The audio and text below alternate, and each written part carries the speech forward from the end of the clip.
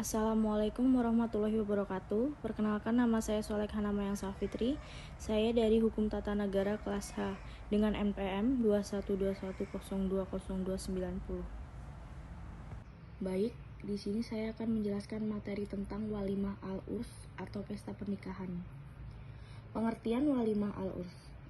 Kata walimah berasal dari kata walimah yang berarti kenduri. Karena banyaknya manusia yang berkumpul untuk menghadiri suatu jamuan makan. Sedangkan menurut Said Sabiq, walimah itu berarti jamuan khusus yang diadakan dalam perayaan pesta perkawinan atau setiap jamuan untuk pesta lainnya. Tetapi biasanya apabila menyebut walimah al-urs itu artinya pesta pernikahan. Dapat pula berarti melaksanakan suatu jamuan makan sebagai tanda gembira. Jadi walimah adalah pengumuman atau resepsi atau pesta pernikahan yang diselenggarakan ketika akad nikah sudah selesai dilaksanakan, dan walimatul urs ini sangat dianjurkan. Dasar hukum walimah al-urs. Laksanakan walimah al-urs memiliki kedudukan tersendiri dalam munakahat. Sesuai dengan hadis yang diriwayatkan oleh Imam Ahmad dari hadis Buraidah, yaitu ketika Ali bin Abi Thalib melamar Fatimah, Rasulullah SAW bersabda.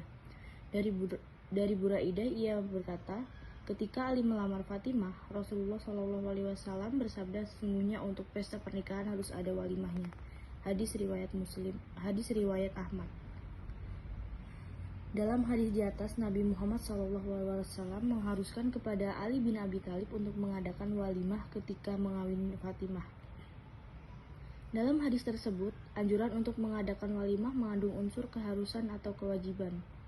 Rasulullah SAW sendiri melaksanakan walimah untuk dirinya dan memerintahkan kepada sahabat untuk mengadakan walimah walaupun hanya dengan makan kurma dan roti atau dengan seekor kambing. Hukum menghadiri walimah al-urs. Hukum menghadiri pesta pernikahan adalah fardu kifayah. Sebagian ulama mengatakan adalah fardu ain. Artinya wajib bagi setiap orang yang mendapat undangan untuk menghadirinya, untuk menunjukkan perhatian, memeriahkan dan menggembirakan orang yang mengundang. Maka orang yang diundang walimah wajib menghadirinya. Jumhur ulama Syafi'iyah dan jumhur ulama Hambaliyah memandang fardu. Malik juga menegaskan kefarduan kita menghadiri walimah al-urs. Akan tetapi sebagian ulama Syafi'iyah dan sebagian ulama Hambaliyah berpendapat amat disukai. Dan menurut nukilan kitab Al-Bar bahwa Syafi'iyah juga berpendapat begini. Adapun wajibnya menghadiri undangan walimah apabila tidak ada uzur syar'i. 2. Dalam walimah itu tidak diselenggarakan untuk perbuatan mungkar. 3. Tidak membedakan kaya dan miskin. Apabila walimah dalam pesta perkawinan hanya mengundang orang yang kaya saja, maka hukumnya adalah makruh. Meskipun seseorang wajib menghadiri walimah, namun para ulama memberikan kelonggaran kepada yang diundang untuk tidak datang dalam hal-hal berikut.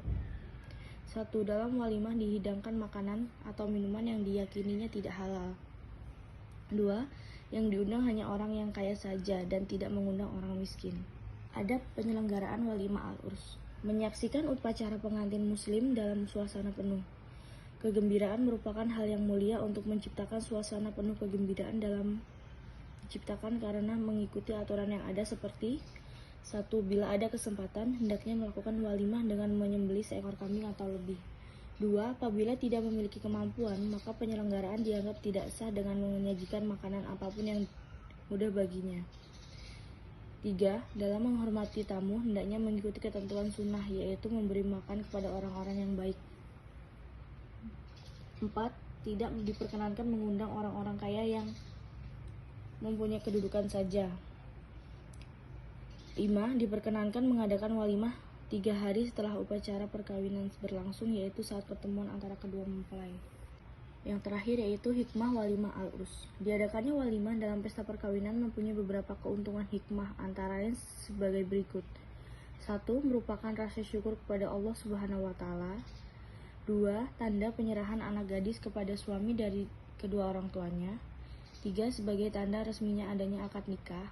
4. Sebagai tanda memulai hidup baru bagi suami istri. 5. Sebagai realisasi arti sosiologi dari akad nikah. 6. Pengumuman bagi masyarakat bahwa antara mempelai telah resmi menjadi suami istri, sehingga masyarakat tidak curiga terhadap perilaku yang dilakukan oleh kedua mempelai. Sekian penjabaran materi dari saya. Wassalamualaikum warahmatullahi wabarakatuh.